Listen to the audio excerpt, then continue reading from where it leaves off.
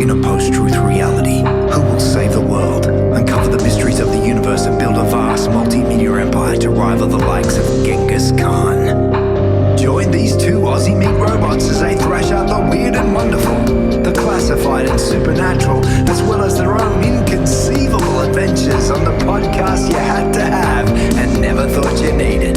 It's time for Hidden in Plain Sight.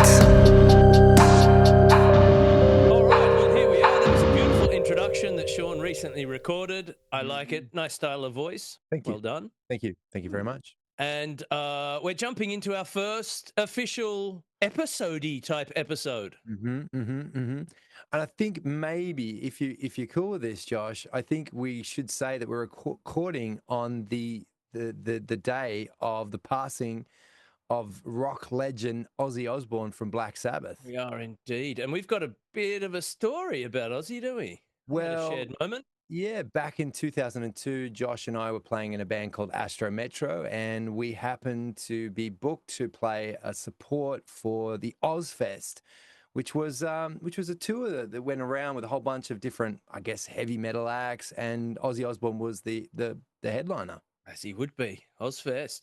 Yeah, we played Ozfest and almost got kicked out for some shenanigans. Yeah. Throwing a chair at the Prince of Darkness himself, Ozzy Osbourne. Well, let's say it was in that general direction. So backstage, there was a backstage and a backstage within a backstage, which was Ozzy's backstage. And myself and yourself and probably the rest of the band, we drank a lot of tequila, or at least I had. A lot of tequila. We had lots of cases of Corona. So we were pretty wasted. And why were we on a Mexican theme that day? Like, why are we on tequila and Coronas? I think it was kind of like new. Coronas were a bit new at the time, and I think we just liked the flavor. It just went down with lime in it. New? It wasn't the 70s.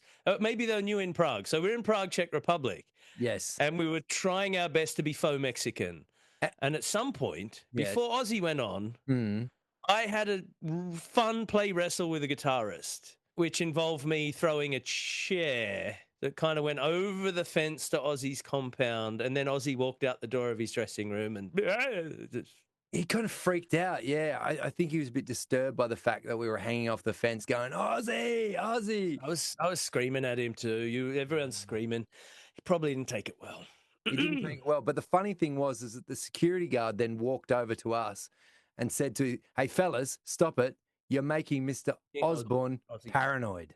Paranoid, yeah. I thought that was. And I don't think he saw the funny side of that at all. He didn't sense the irony one iota.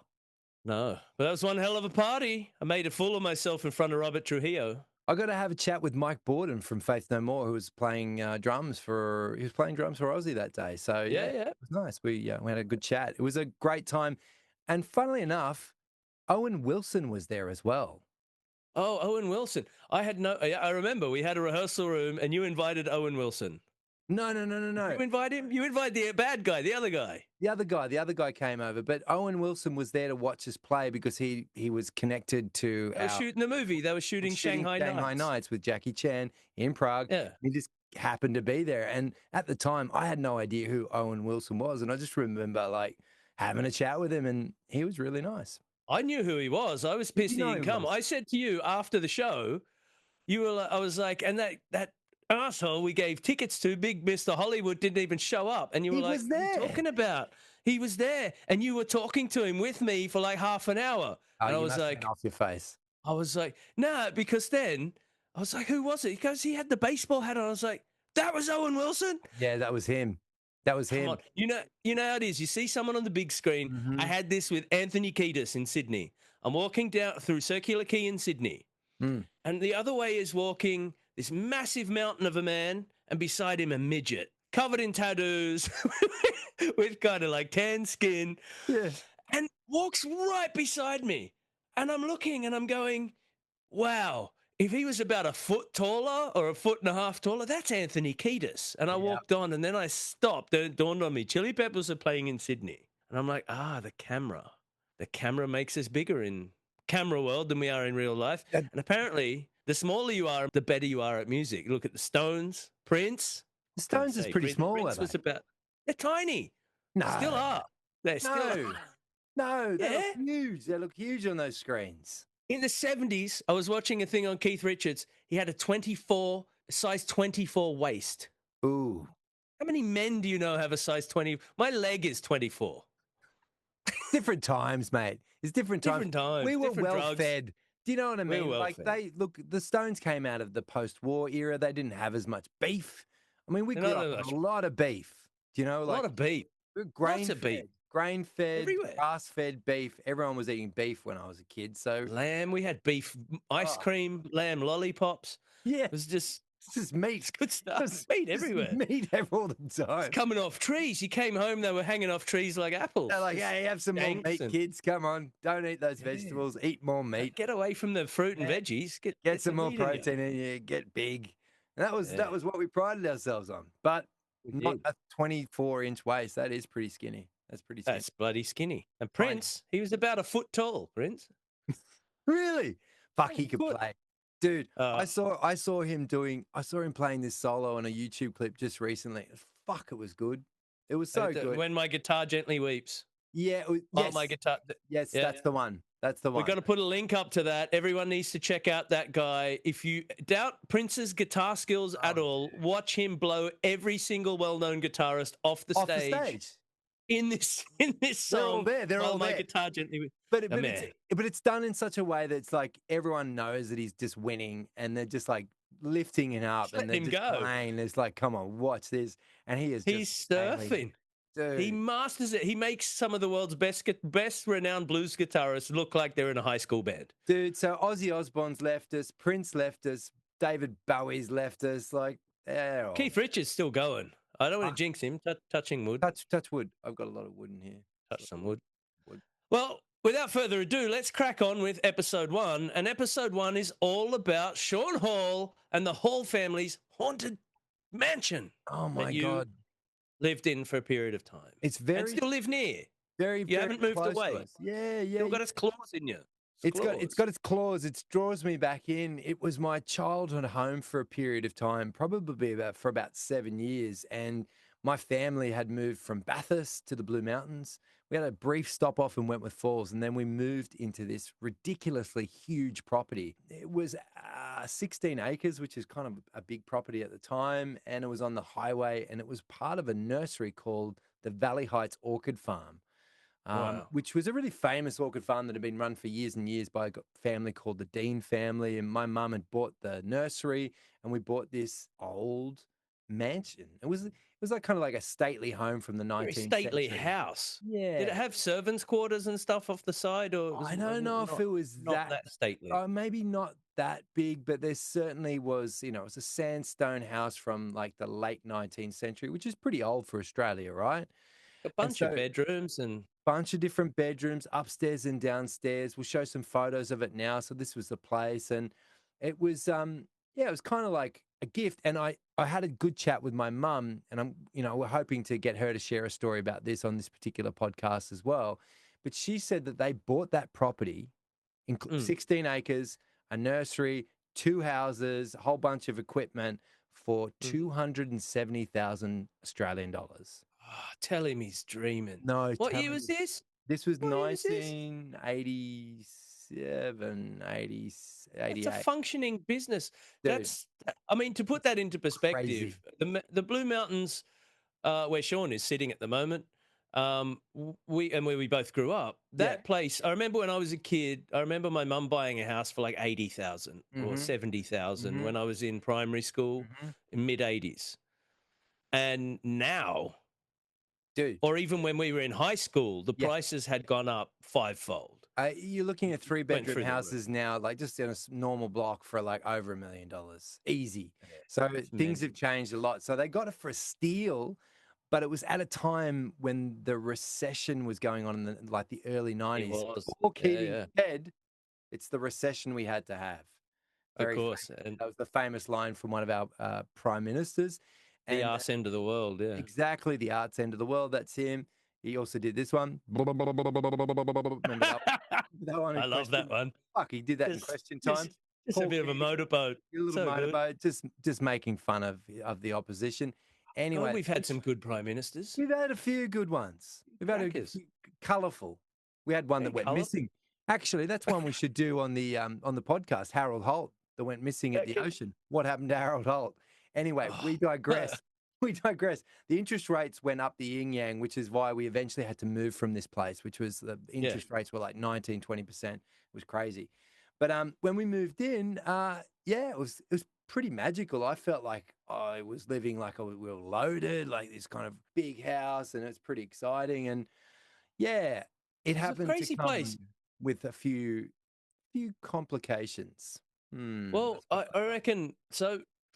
I first saw your place. So Mm. we started hanging out as we established in the previous episode or pilot that we started hanging out and at probably the end of year 7, beginning of year 8. Yeah. And we had a crew of guys. So my first experience at that place was we had a crew of mates. There was Shane McLaughlin, Cam Blakemore, Matt Cleary, Dan Castor, Andrew Roberts. There's probably Andrew Hurst. Yep. Simon Dobson. Probably a couple of others we're leaving out there, but sorry if we've left you out. But there was that. Skinner, Luca Callahan. But they weren't there on this They day weren't there that I'm on about that to talk day. about. No. So on this day I'm talking about, this was our first or my first connection with that group, that we were going to have a party at your place, a high school party. We're in bloody year 8 or whatever it was. Yeah. You know, possibly a sneaky cigarette in the bush. Maybe someone had like some oregano they wanted to roll up into a bit of newspaper, or possibly even an amber ale or two. But that was, for us, that was as adventurous as we got in those days. It was more about listening to music, you know, hanging out together, getting up to some mischief. So I remember your place was near Valley Heights train station, and we'd met a couple of people. I met you at the top of, you had quite a long driveway that went down to your place, and you met us all at the station. That's right. So there was about 10 of us, I think. There's 6, 7, 8, 9, 10 of us. We weren't all there immediately, but definitely Dan Castor was there, Cam was there, Robbo was there, Cleary was there. And before we went to your place, that you had a little railway work, like a turnaround or something. There was a place where the trains would. So we kind of went and just checked it out. And you were telling us some stories, and we're getting all to know each other. And then we went down the long driveway to your place. And I remember just personally the feeling. I was up for a big night with the boys, and we got down the bottom of the driveway, and I started to feel off. I was like, it just didn't feel good. I was like, what's going on here? And it didn't take long from my perspective you had like if we've got some photos, you had this driving like a turnaround circle at the bottom of the driveway. Yeah. And there's a garage there, and you go through there into the kitchen. I think we entered the house through the kitchen. Always walked in through the kitchen. There was a front door, but you usually use the kitchen door to come in and out of the house. That's right. That's where you took us in. You took us in through the kitchen. Yep. The moment you took me into the house, I started to feel like the walls were doing this. And we walked through the kitchen, and then you walked us into the sunroom. There was a sunroom. We kind of went across, and there was this big sunroom with a piano. Yeah. And it had beautiful windows overlooking a valley. And you went in there, left us in there, said, we'll be sleeping in here tonight. And you took the boys back out the kitchen. And I stayed in that room. I think Dan Castor was there with me, and he was just checking the stereo out. And I'm standing in that room.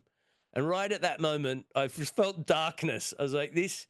And so overwhelming that I literally turned around and I said, hey, can I borrow your phone, Sean? Yes. I went and picked up your phone. I called my mum, who dropped me off about 45 minutes before. I was like, hey, Mum, can you come pick me up? She's like, is everything all right? You sick? What's going on? I was like, and I actually dropped you. You don't even know this. I dropped you guys in it.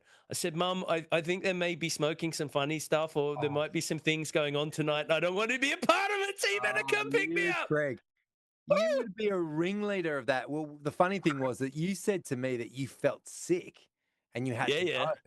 And I thought, that's pretty weird. And then I found out later that you had this weird feeling in the place. And it's really funny you should say that, because we were having a sleepover that night with our mates, and no family was home. But another time when my family was home, a friend of ours had traveled 2 hours to stay with us for a weekend, and exactly the same thing happened to her. She got out of the car with her daughter. They brought all their sleeping gear into the house. We had a cup of tea ready for them. And she said, there's something weird about this room. Can we sit somewhere else? So we moved rooms to sit in another room with her. And then she was like, I've got to go. Yep. Got to get out of here. And they packed up. And they never came back to that house again. So there was It always freaked a me weird out. feeling in that place. Yeah. But that night, you guys had a paranormal issue of Yeah, sorts. well, look, this is where it was interesting. So this place often had some weird stuff happening with electricity, so things would turn on and off by themselves.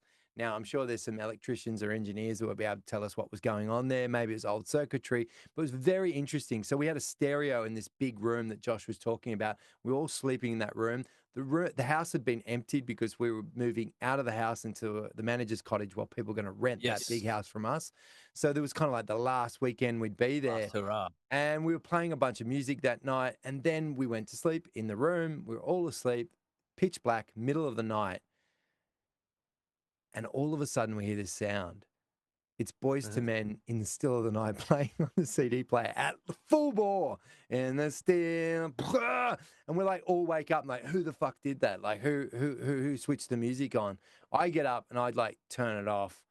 And everyone's pretty freaked out. Like, who switched the music on in the And middle of everyone's the looking at each other, right? Oh, who's playing the prank? Yeah, who's playing the prank here? And to this day, I don't know who it was. Maybe someone can answer that for me. But yeah, lots of We want- strange things happen in that place. Very, very strange things. Well, I know that you've told me some story. I mean, so after this point, you had opened up. So you moved from that place to a smaller cottage on the same property, which Yep. was probably a couple of 100 meters further down That's right. the driveway, Yeah, further yeah, down the on the track, other side of the property, behind the shop, the orchid behind the nursery. nursery. Yeah. And I was living And in you a had a caravan. caravan. Yeah, I was living in a caravan next Yeah. to us, well, a bit away from the house where the goat was. We had a goat called Oh, Laurie. We named him Laurie because he had eyes like Laurie Daly, the New South Wales oh, football Jesus. player. So there you go. There we And go. look, I found that part of the property was fine. Yes. So I had I stayed with you a lot. We had a lot of shenanigans in that place. We started our first band there. We did Yeah, a yeah, lot of yeah. firsts in that place, and it was fine. But to put it in, I don't know if we've got any photos of that, but put it in perspective, to get to your cottage, we come down a driveway. On the Yes. left side was the old big house, and you Yes. could turn down into it, or Yep. you'd keep going Yep. and you'd go another 100 meters or so, and then Oh, your next house was there. And in yeah. between that, there was some orchid sheds and a Lots few of other sheds. things. Yeah, lots of sheds, lots of plants. Basically, it was a big nursery. So whenever we passed the big house, we get down past say through the driveway, I'd start to get anxious. As we got about halfway closer to your newer place, the anxiousness would leave. But any time we had a party at your place or did anything, I Mhm, was mhm. okay to go like near your caravan, kind of a little bit towards the sheds. But once you started to walk further, I wouldn't go there. There's like a barrier. I'd hit this wall of darkness where I go, I'm Yeah. not going any further. Well, look, there are a lot of weird things happen in that place. So the house was, well, once upon a time, it was owned by a guy called Sir Charles Rosenthal. So he owned the place. It was called Terranora. It was called Green Acres. I'll show some pictures of this guy. He was a First World War hero, a very famous architect, a parliamentarian. He did a lot of things in New South Wales. So it's got quite a historic connection to this particular Hmm. place. But The very old apparently, property for that part of the world, right? For yeah. where we're from, it's pretty old as far as things go. Look, it's a heritage listed property, and so that means that it has to stay the way it is, and it's old. Um, but interestingly, I asked a few questions about whether this guy, Sir Charles Rosenthal, had something weird going on in the place. But it Hmm. was my mum said it was the guy afterwards, a guy called Roy Deane, who owned the orchid nursery. That Yes. was, I guess, a professional orchid grower and orchid seller, and they had a very, very popular nursery there for many years. But he had an interest in the occult, and Oh, so he did he? he did apparently, yeah. So this is what we Wow. heard from one of the women that worked on the property, a lady by the name of Jean Anderson, this beautiful lady that had been there throughout the 60s, the 70s, and the 80s, and then was still at the property when we bought the nursery. And she told us Hmm. a whole bunch of stories. And so this guy, Mr. Dean, used to invite a whole bunch of people to come up from Sydney to have seances and Oh, occult wow. meetings. Apparently, now Full this on. is what I've heard. It's a long time ago, but interestingly, when we moved in, we started to notice some very strange things happening in the place. And I guess the best way I could describe it, it had a little bit of like a conjuring vibe to the place. It Yeah. wasn't totally malevolent, but there were certainly things that we saw. Well, Uh, why don't you hit us with what's your like most vivid or scariest experience you personally had in the house? Um, well, I think the scariest thing that happened to me was probably the time when my mum and dad went to the United States on a holiday. So Yeah. I was sleeping downstairs near the kitchen, and I kind of felt a sense that I needed to protect my sisters who were staying in the house as well, and they were upstairs, and I was the man of the house. But I Yeah. noticed at night the house would come to life with sounds. And these weren't Wow. just the average, ordinary sounds of like a house creaking. There would be Mhm. like literally like a party going on in the kitchen. So people Oh, would, wow. So yeah, voices, you could hear definitely hear murmuring. voices. You could hear cupboards being opened, cutlery being moved around, and there was no Oh, one wow. home. Like apart from my Yep. sisters who were sleeping upstairs, it was empty.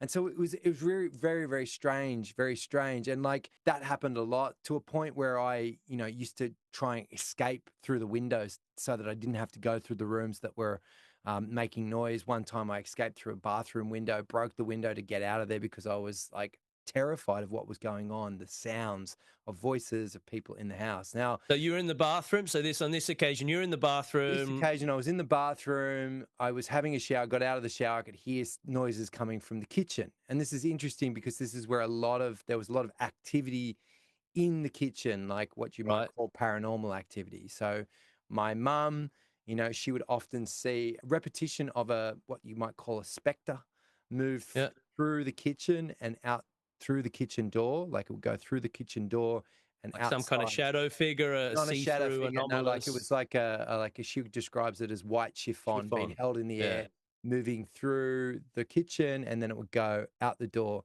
And mum got so used to it that she would be like, she would see it and she says, "Oh, get out of here." Mum's These apparitions, I yeah. mean, so some of the most common apparitions people see, if Mm-hmm. we're believing that or we're debunking or not debunking. So we should say neither you or I are delving into this and saying you must believe or you shouldn't believe. We're talking Yeah, about our personal experiences and this is things stuff that we've happened to seen, us.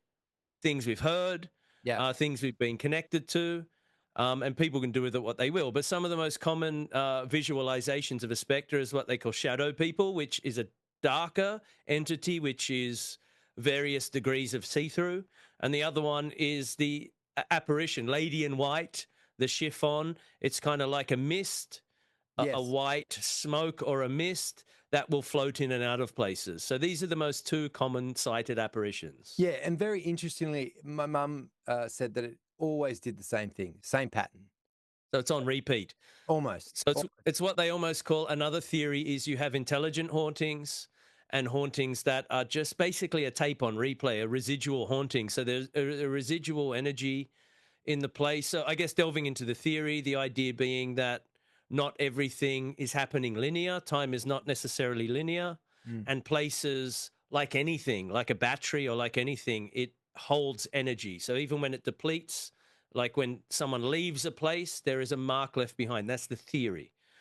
And in this state, if it's not reacting with you or acting with you, it's what they would refer to as residual. So it's just an energy that is not aware that you're there and it's just going about its thing. I remember one time I was home with my sister Kate and Beck, and some weird stuff had been playing out. It was daytime, but appliances were turning off and on by themselves, and so Right. this would often happen. It was like weird things going on. Kate got a bit freaked out, so she asked me to call Mum from the landline phone, and Mum was up at the shop. We had a phone up at the shop, which was 200 meters up the road. So I called up Mum and I said, "Hey, Mum, some weird things are happening in the house. Can we come up to the shop to because we're scared. We're too scared to stay here."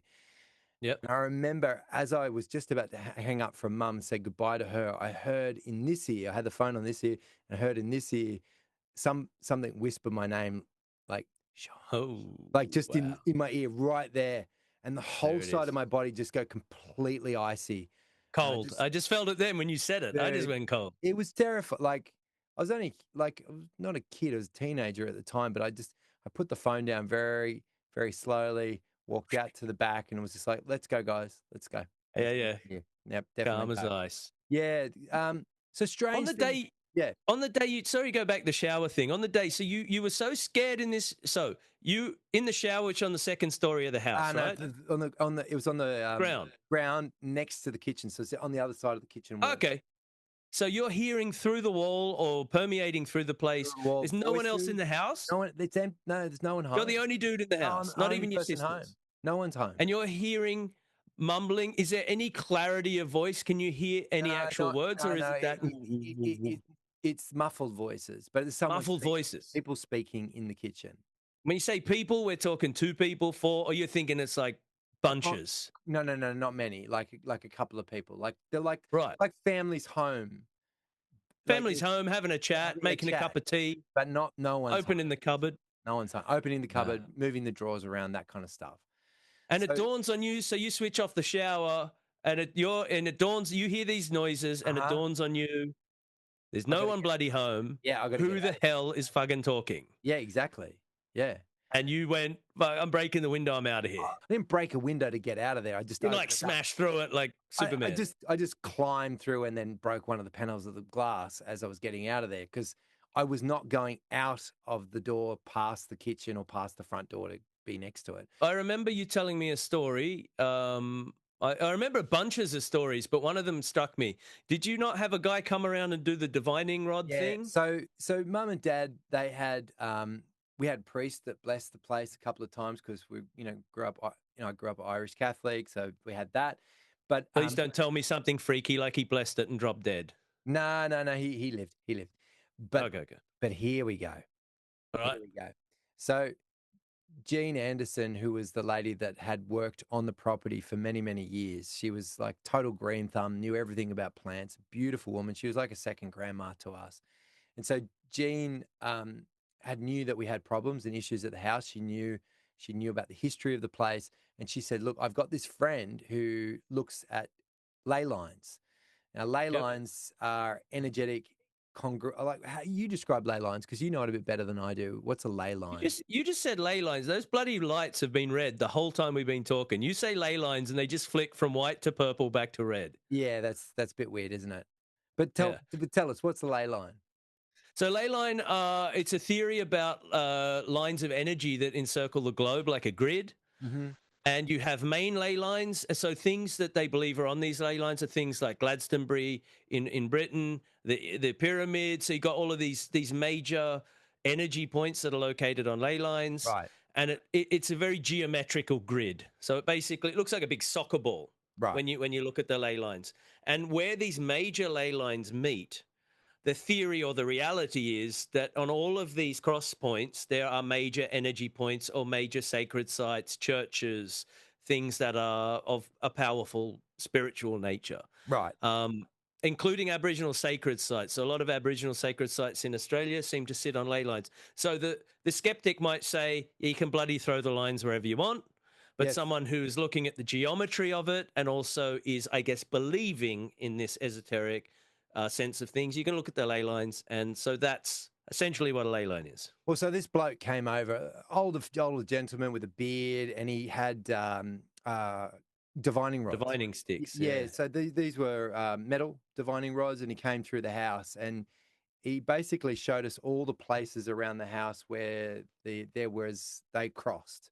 He said, here. Now, to clarify, divining rods were originally used to search for precious metals or water. You got these two rods, and they're held loosely in the hand. Hands, yeah. And they used to use them to find water or precious metals. So you would, because of the magnetism of the water and the change in magnetism and energy of the place, these rods would move, and X marks the spot when you got to a powerful place of energy, That's right. basically. So apparently our whole house was... Well, not apparently. I walked with him through the house, and the whole house had ley lines all through it. So and you could see the rods moving? Yeah, could see it. He did outside. He did inside the house. Interestingly, he did our dining room, where we had a lot of quite serious discussions, arguments with family. I come from a family of 6, and when we come together for family dinners, there'd be like a lot of arguments from time to time. Maybe we're just a bit hot-headed, but all down one side of the dinner table, which were the argumentative people used to sit on. There were ley lines all there. There were a bunch of spots outside. Not long after that poor gentleman, he passed away. Oh, wow. Okay. So that there was that. Coincidence. Yes, It's coincidence. It's We will coincidence. He was probably old, mention so that. We'll mention this word more in the. I'm just going to put it out there right now. I do not believe in coincidence. I understand the concept of coincidence, but I don't take coincidence as being a coincidence. I think right. everything is somehow connected, Yes. and this is part of what hidden in plain sight is. We're trying to, I guess, tear away some of the shrubs and some of the mess to see where the connection may or may not be, and allow other people to think about connections they may not have previously thought of, or think you and I are absolute nut jobs. We may very well be, Job but done. before this gentleman passed away, he did say this is one of the most one of the worst houses for energy lines crossing inside a house. There's a lot of Now he's saying negative well, or just energy. Did he ever say like evil, negative, anything, or he just talked I about think he had energy? some concerns about the place, and certainly we had some concerns about the place. I mean, I really like to invite my mum to tell some stories about some of the really heavy things that happened in the house, Listen, things that happened to her specifically. yeah, One night, some really strange things happened to her. Maybe we can get her to come on as an interview, like we'd put a video into here or something like this. great. That'd be We nice. could try and do that. But I will tell one story about my dad. And my dad, he was like the guy that was total skeptic. Yeah, He was like, "This is all bullshit. You're making yeah. it up." I remember your But dad. yeah, water the bromeliads, which are a type of plant that we had a lot of in the bromeliad shed. So he went. It Yeah, was summer night. He went to water them, and he went down with our old Weimaraner dog Hamish, and they were down there together.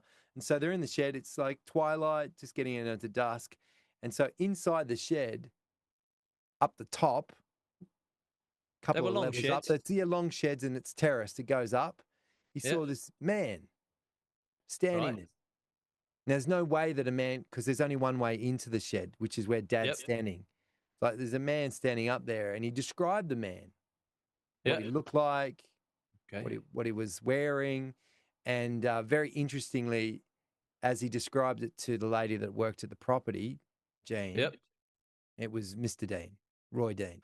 Did your dad see Roy? So he saw the man, and then Saw the the man man. disappeared, or he saw the man and went, "Oi, mate, how you? What was the vibe? Dad got a sense that something wasn't Something's not right, right." not right. Shit, And it's yeah. just like, this is not okay. So he just gently turned Left, off the hose, rolled it up, and walked away with the dog. Like there was no way dude. that a man could be in that shed. Like he can't climb in through the wall. He That's can't the go through the feeling. walls. Yeah. This is the thing that is so, and then we're going to go over this multiple times, however often we talk about this kind of stuff. It is so common. This is why it's so easy not to believe, but so hard after you've had the experience. What you just said resonates in me because I've had a bunch of experiences, and I know during those experiences, what your dad felt is exactly what I felt. People go, "Why didn't you get your camera out? Why didn't you rush at it? Why didn't you?" It's like you have a feeling every time I've had one of these experiences. It's almost like you're half in, half out of your own body to a degree. Like the frequency of that we're normally resonating in slightly changes, and half of you just becomes a witness, and it's Mhm. like fight or flight. Your body just Mhm. just goes, all right, just takes over, and you just kind of like, all right, and you feel that adrenaline rush. You get that kind of, Yeah. Well, interestingly, it was not only us that experienced these things. So, sort of partway through, about halfway through this experience, because of the recession we had to have, mum and dad were under quite a bit of financial pressure. And oh, so, an acting company were making a film, and they wanted a location base in the Blue Mountains. And so, not a bunch of bloody a actors. bunch of bloody actors. So this production company rented the big house, the old house, from Oh us, and we God, moved to the management cottage, and they went crazy over there. Like what they, happened? well, they had the kind of Amityville horror conjuring vibes going on there. First of all, the holly tree that was in the middle of the yard that Yeah, died. That's a very bad omen when a holly tree dies in is your that the one in the middle of the turning circle? yeah, Didn't you yeah, have a yeah, big? yeah. Well, Oh, we that replaced it died. with a cherry tree. There was a big holly Yeah, tree I remember it. and that just died, went Oh, totally brown. You know, that could be a bug, it could be anything, but that's always seen as a bad omen. But they were terrified. One night in particular, we were it was a big stormy night. We were over in the manager's cottage. Dad was in Bathurst on work. Mum and my sister are in the manager's cottage, and we were like, you know, getting ready for bed. The big storm, and we see these torches coming across outside, and it's a group of the ladies. They had been staying in the house. They were with the acting company. The fellas had all gone down to the city, and they were terrified. They came in wet, dripping, tears in their eyes, totally petrified. They wouldn't go back to the house. They said, "There's weird things going on in the house. We're hearing things. We're seeing things. We're terrified. Wow. We can't stay there tonight." Enough for them to bail and come and knock on your door. Pretty much in the middle of the night, and we're in the middle of a storm, in the middle of a night, and these are like adult women, you know, like it's not Yeah, like, yeah. do you know what I mean? Like, Kids. not kids. They're like running over, kind of terrified. So there's some weird, strange things, and you know they had to travel like 300 meters across the yard to get more through Yeah, the bush through the to get storm. through the storm. So yeah, weird stuff happening in this place. Too many weird things to remember. I had some eerie. Oh, before, because I'm watching the time. Why don't we cut it, start a new one, and just Yep. keep talking about it?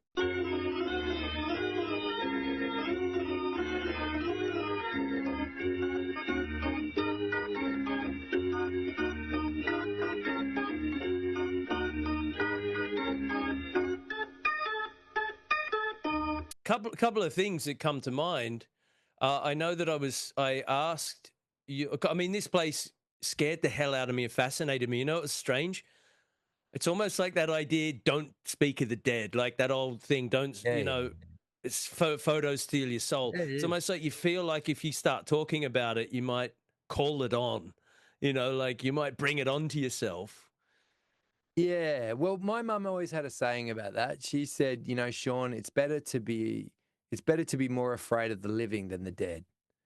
I That's what think she that used there's a to lot of say to truth us in that. as a kid, you know, like, and so in a way that was kind of like validating that, you know, there should be But it's something we pretty should be worried daunting. Like, the ironic thing, I was very scared of that kind of stuff when I was a kid, and due about. to various experiences, that fear dissipated, and like, it's not nonchalant for me at all. It's actually a part of life, which I like embrace. I embrace it as much part of life as anything else, because I guess when you've had so many experiences and you hear so many experiences from others, Mm. you can either just deny it or be afraid of it or accept it. And I think Mm. inside the acceptance, and I keep saying this word resonance because I truly believe it's what it is. Inside acceptance of anything, be it a person or a situation, your perspective changes, which means you resonate on a different frequency in a different place. And I remember speaking to your, because I was curious kid. So I'd ask your sisters, I'd ask your dad, I asked your mum, have you had any experiences? And your mum was always quite kind of candid, but kind of also a little bit, you know, she'd share some stuff, Mm. but you could see that she would keep it at a certain level so as not to scare the absolute shit out of you.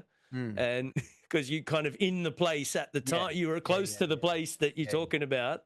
So, yeah, I remember speaking to your family about it. So, I want to share one of my own personal experiences there when you had your garage, which was kind of near some of the orchid sheds, Oh, you and mean the there caravan? was a Sorry. dirt You mean when I was leaving my caravan? caravan. Sorry, Yeah, not your sorry. garage. Yep. So caravan, and the dirt road that came down to your house swung Mhm. down around in front of the cottage you were living in, and then there's another road that kind of went. It was just like a dirt, even more of a dirt road Yep, that yep, went off yep, past the sheds, and I think it led back up somehow to the other house. And I was standing. Your caravan used to be there. yep. I remember late one night you had a little bathroom or shower down Mhm. there, and we actually had a few jams in one of those sheds. That's right. But we'd Yeah. always stay kind of at this end close to the house. So I remember one night Mm. I was feeling a bit bold. Maybe we'd had a beer or something, you know. So I was one of those feeling a bit kind of Dutch courage, and I'd kind of walked, and then I remember seeing a thing. I'm going to say it's about the size of a basketball, soccer ball Mhm. kind of thing, Yeah. and it was somewhere down the path. Yeah, yeah, yeah. Kind of. How long were the sheds? I mean, these sheds are 20 meters long. They're No, quite no, longer long, than that. Yeah, longer than that. They're like 30, 40, 40. 50. Yeah, 40, 50 They're meters. quite long, bloody. Yeah. Just a long shed with 8-foot roof, something They're like that. Yeah, they're no Glass longer house there. type thing. They're like glass house made out of mostly fiberglass. Yeah, construction with, Big long shed, like a yeah, big chook shed or something. that's right. And I remember, so I would have been then about 30 meters away from what I saw. And Mhm. down at the end of the track, I was just standing there, it's nighttime, and I see something just float across the path. Yeah, well, that's funny because I saw the same thing on that You same saw area. the same thing Yeah, exactly the same thing down the distance, like an apparition of some sort moving. Yeah, down there. around there. But Yeah, this one for nighttime. me, mine was definitely a ball. It was a round shape. Yeah, right, And right. it seemed like from that perspective, literally basketball size. Yeah, And it just kind of almost came from nothing, formed, and just looked like it went off into the shed and just disappeared. yeah. It was a magical place. It's interesting you say about like being, finding acceptance and not being terrified of these things because whether you like it or not, like being a kid growing up in that place, it was pretty scary. Like Hell yeah. I was pretty scared, like I spent a lot of my childhood like worried and fearful of what was going on in that place. There was a lot of good times as well. We had a lot of fun there, a lot of parties there. It's a big family. We had some great parties as like us with our friends there as Yeah. well. Some really big ones. But at the same time, like there was this overwhelming feeling of sort of dread of being part of there. And, I carried that around for me for a while, like those nightmares of like a haunted house, certainly were quite pervasive for many years after that. But it's interesting now being, like adult with my own family. I feel less, yeah, I feel less threatened by that kind of stuff. But who knows, man? Maybe I need to walk back down there because the place is still Maybe. there. Other people live You there. live close to it. I Be live nice very to close see. to, yeah, what's going Be on now. nice to hear. Be nice to hear if, because that's, I guess, what we're trying to do here is establish that whether you believe or not is not important. It's Yeah. about what you're able to do with the information, how it affects you. Because I guess if someone has an experience they can't explain, believing them or not believing them is, I guess, maybe part of it.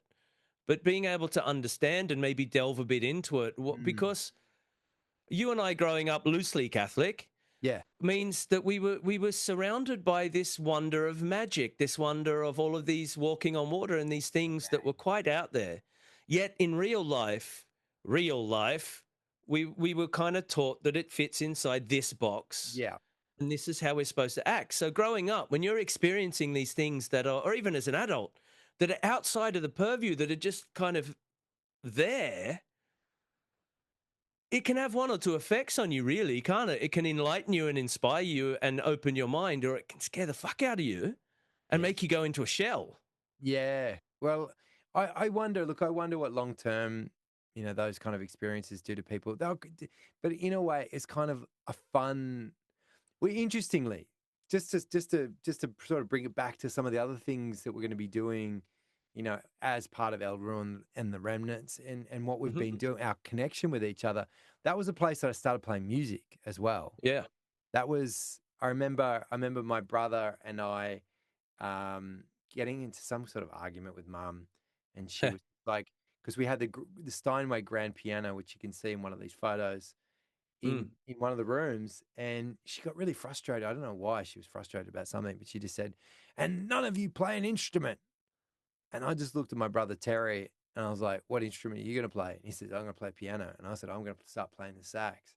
And it was like That is it. literally trying to please my mother. I mean, maybe that says a lot about my psychology um, at this Well, we. stage. But, like trying to, yeah, starting that journey there. And I remember I started playing sax. I didn't start on sax. I had to play recorder first, then onto clarinet. I had to do that for many, many years before I got the saxophone. But I I remember remember I that. would practice in that music room on the piano. I'd have my music there. I'd be playing there, and I felt something. I felt a really strong connection to something. I always knew, and I always felt like I was being watched or observed, but it was encouragement. And I feel like Mm. maybe it came from the instrument itself because that belonged to my great uncle and to my grandfather and then to my mother. That maybe it was their energy, but there was something really nurturing about play this instrument, play music, do something with that. Well, the So yeah, place. The place itself. So Sun Valley is this little hole off down the side of the thing. It's a little yeah, valley, as the yeah, name yeah, says. But weirdly enough, I remember Sun Valley. A couple of things. I'm just thinking as a kid. I always remembered your nursery because Mm. traveling, we lived always around Winmalee, Springwood. Yep. So we'd pass Valley Heights going to the, especially with my dad. When dad come pick me up for a weekend, we'd drive off past your nursery. Yep. And this was long before I'd met you. I Yep. was like 7, 8 years old. And I always remember that nursery. I always looked at it. I always felt something going past that nursery. And I'm not saying that now as, oh, maybe that happened. I know that from a kid. There's a few things that would hit me on the journey down, and one of them was your nursery. It always made me turn my head. Yeah, it was very well known and very well loved. Well, we went down. I've spent a few things. My sisters used to go to something in Sun Valley. There was something as Girl Scouts thing or And there's something. riding down there as well. Yeah. Horse riding. Yep. And man, the place always felt, I'm not going to say bad, but I'm going to say like a slightly different world. I call them Yeah. biodomes. Yeah. It's Yeah. this Yeah, bubble. absolutely. Yeah. Sometimes you go into a place and you just have a sense the wind is blowing slightly differently, or the grass is growing slightly greener. It's just different. It's like a little hub, a It's quite little, magical down there. Yeah, it's different. yeah. You And don't there's that, quite have many places like that in the mountains, apart from near what became Lake Burrigarang. yes, Similar to that spot. It's what, a the kind end of of Wentworth open. Falls. That Yeah, yeah, where the dam is, where Warragamba yeah. Dam, where they dammed the place. But that Well, was like open. you've got. So one interesting thing, a theory.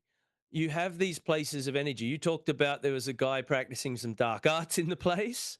Possibly. Um, if we're to believe in these things and these connections, if you have electricity, for example, Mm-hmm. and you focus that electricity at a source might be a light globe, Mm-hmm. source might be, I don't know, a Laptop. stove. Yep, yep. Yeah, a laptop. Wherever you focus that energy is kind of what that energy illuminates and becomes.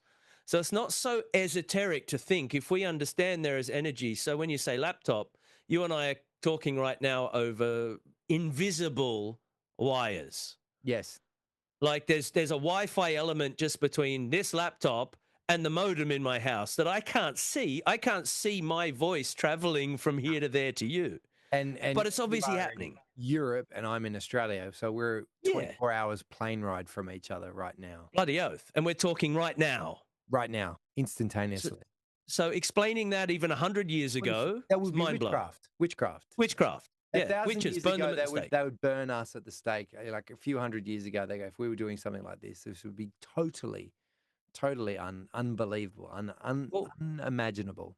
well, there's a theory that floats around in a lot of these circles, and the theory is places have an energy. You mentioned The Conjuring, or Amityville, or some of these, the Knowles family in England. There's these famous ideas of poltergeist. So when an energy in a place becomes, we don't even have to say evil, dead or unhealthy, when it becomes so unhealthy, it is overly destructive, and it's considered to be like diabolical. Mm. It's demonic. Mm.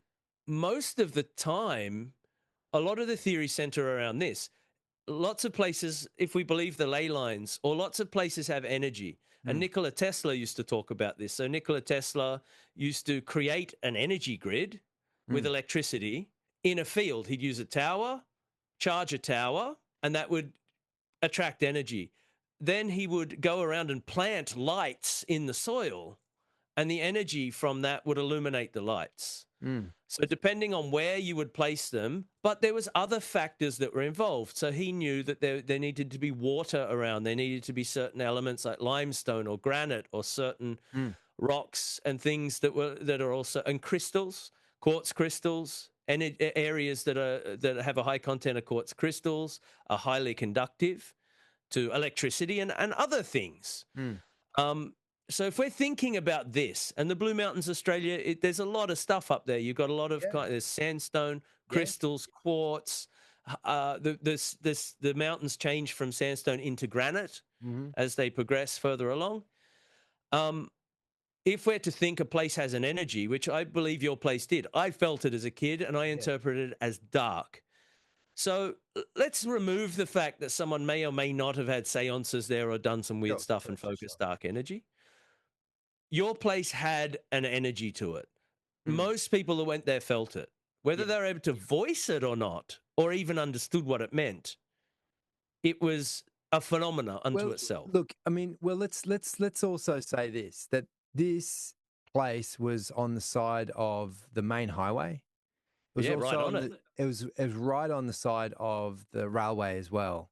Yep. And so the construction of that highway, the old road across the mountain from the people that the white people that colonized Australia, built Hmm. the train line across the mountain as well. Like that took a lot of engineering, but also took a lot of convict labor. Yep. Like we're talking about people that were in prison, that were working, that went all up and down that mountain. That carries Yep. an energy within itself, a history and a memory. And it was also, a place of, of great, I guess, sorrow and like what's the right word for this? Displacement of the Yeah. indigenous people that lived there for, centuries, Absolutely. thousands and thousands of And years. And and that house, let's be fair to right next say. I to it. mean, with this, I'm sure there's some research to be done, but it's fair to say that house, the size it is and the time it was built, that would have been a pretty like there wouldn't have been a lot of things around it No, at it would that have been one time. of the That would have been first kind of major houses in the mountains. Yeah, absolutely. yeah. It's an old place. And yeah, look, having conversations with some other people, they talk about another spot which is on the same line but further up the mountains, having quite a significant energy imprint and things being seen in Woodford at a place called Wood right next to the railway. So Funnily there's enough, I had a very strange experience myself. I think we should do an episode on that where we can yeah. discuss some Well, experiences. I We wouldn't went to mind a going up there school. too. Yeah. We What's went that? to a school that was one of the oldest build. It was a seminary, Mm-hmm. as one of the oldest buildings in the Blue Mountains. Yeah. Um, and it was as well something. Well, it is something we should probably And look, maybe this is going a bridge too far, but you're talking about like what the mountains are made of. Both that our school and the home that I lived in were, sandstone. yeah, sandstone. There was sandstone Woodford built Academy as well. as well. So who knows? The, Maybe the, there's something in here's in here's an in the stone interesting. itself. Well, here's an interesting aside. The moment you say sandstone and we're talking about childhood, it just popped into my mind. I remember we lived um, on Glenbrook Road in Hmm. Glenbrook with my mum.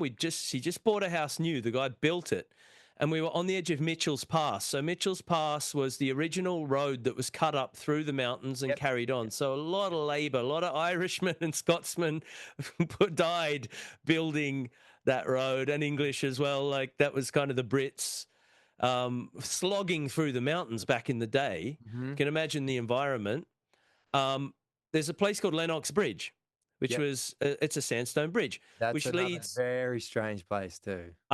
so Mitchell's Pass comes up. It's just a little windy road. Then you got Lennox Bridge. It winds back, and then you hit into Glenbrook. Hmm. And Lennox Pass used to be the old shortcut. You could shortcut down to the old highway on the Yep. way to Yep. Sydney. Yep. We were the second house off the corner as you go into Mitchell's Pass. You drive down around the creek on the left side, go around, and Lennox Bridge is on the end, turns around, comes back. Every week, multiple times a week, some random would knock on our door. Mm. My car's broken down or I've had a crash, like without fail. Mm. And this was all right at Lennox Bridge. Now, you might say, okay, it's a turn and maybe they were hooning or so, but I've lived in a lot of places in my life. And I remember as a kid, every second bloody night, someone's knocking on the door to the frequency where my mum was like, yeah, she'd open the door and go, car's broken down or you've had a crash. And Gee. literally, it was just like, it was one after the other. And to the frequency where you got to ask yourself, all right, the skeptical mind Coincidence? says there's a bloody road hazard there. Yes, most And likely. the other side goes, well, what about the cars that are breaking down? Mm. Okay, having an accident's one thing. What about the frequency of cars that just shit themselves and won't start? And I'm like, okay, it's like anyway. That's one of those things. It's in the ether. There's no proof. We can't. But they did shut Mitchell's Pass not long after. Well, it is shut now, and I've spent a bit of time going there more recently, having moved back to the mountains, going to Lennox Bridge because it's quite an impressive engineering feat. Doesn't it have? I mean, I don't want to influence your feeling, but my feeling going to that place was, oh, it was one of these little places. something heightens. Yeah, You go along the road, you get yeah, yeah, close to yeah, it, and you just yeah. feel a heightened sense of something. You move away from it, and it's gone. Absolutely. I've gone down there with my kids, and they're a bit like wary there, and like they're like, "Oh, Yeah. get out of here, Your sensibilities, you're a bit more on the edge of stay your. here." Yeah, yeah. It's strange. It's in a strange place. I guess that's what we're here to do. We're doing this whole thing for various reasons. One of them is to have a good old chin wag because we like to Yeah. have a chin wag with each other. But secondly, I think genuinely there's a lot of people out there that have had experiences that might like to hear this, that might either help them understand theirs, might jog their memory as to their own experiences, Mm. might open their mind to something that they might not have thought of. And we'd also like to say, I mean, we will carry on talking about some of these places we've mentioned, but we'd also like people, if anyone out there has a story they want to share, you don't have to just be from the Blue Mountains, New South Wales, Australia. It can be from anywhere. Mm. But ideally, if you know, feel free as we go along. Anyone who wants to share and discuss any of these things with us live, we can do that. If you want to Or share with us away from the camera and when we can discuss it, fine. or maybe you want to come on and call like a bullshit on this thing as well. Like Oh, absolutely. skeptical If you minds. got any questions and want to grill us over any of the Yeah. experiences that we will share, because I guess some of the stuff you and I have both had our fair share of experiences, which we will talk about, but mainly it's to encourage others to maybe make sense or come forward and maybe define, create a little bit of a broader community. My personal feeling is this time is it's a lot more accessible, if that's the Mm. right way to look at it. It's a lot more appropriate. Uh, I think if when we were kids, when we were having these Yes. experiences in the 90s, Yeah, yeah, I yeah. don't know. I didn't feel there was a lot. I wasn't going to my mum saying I was at Sean's place and I fucking almost shat myself because I felt a dark energy. Like, what do you think my mum would say? Like, oh, well, I don't know. My mum's a pretty open woman, but I just assumed the environment around me was that Yeah. place where it'd be like, don't talk about that, We mate. didn't have the language for it. We didn't, we couldn't talk about ghosts or UFOs back then. And even to this day, it's kind of still a little taboo. You've got your people go, What are you talking about? Or haven't had an Yeah. experience of it. But I certainly had a lot of experiences at the orchid nursery and the place called Green Acre, Well, it'd Terranora. be great if you can on a further episode, if you can make your way down there at some point, even if Yeah. the people that are living there have an experience. I I'd love to wonder. hear from your mum I or wonder. any of Yeah. the other guys in your family that might want to Yeah. share a story or two. Absolutely. It'd be great to get them on board. I mean, that works. I mean, the more sometimes the skepticism is removed by the more people that will be able to share the same Well, experience. the one person that we should probably have a good chat to is my wonderful sister Kate, because she's Yeah, some very strange experiences, not only in Australia, but all around the world on some of her adventures, some in Central America, some in the Middle East, that were pretty, great. pretty strange. Well, I think we should. And I think part of this whole journey is also understanding the connection between ourselves and what we might call reality, and another part of our body that we often neglect, which is our imagination slash intuition. Mm. Because I think oftentimes my personal feeling is how developed our imagination or intuition might be is how better or worse we're able to deal with things that come up in life that are a little bit left of field. That could be pain or sorrow or a ghost popping out of the cupboard, whatever it might be. So I guess the practical essence to all of this is improving our imagination, focusing our intuition, and understanding it is just as real as anything else around us, which is Mm. the greatest question we're probably focusing on and facing. What is reality? How real is it? And is there something that's beyond it? That's what I guess we're trying to uncover by seeing what is hidden in plain sight, the clues, mysteries, and stories that are hidden in plain sight, which might lead us a little bit further down the trail to some of the mysticism and magic that I personally feel has been lost.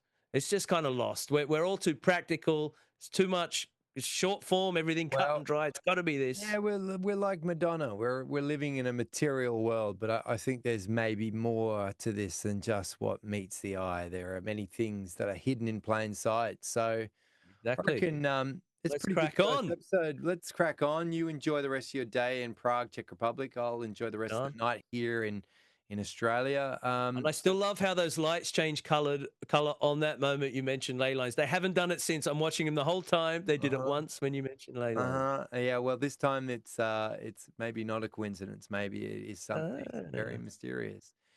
All Mate, right, brother. so good Well, to chat. Thank you so much. And thanks for everyone watching. indeed. And we look forward to do another one real soon. Yeah, we're going to get back on the blower.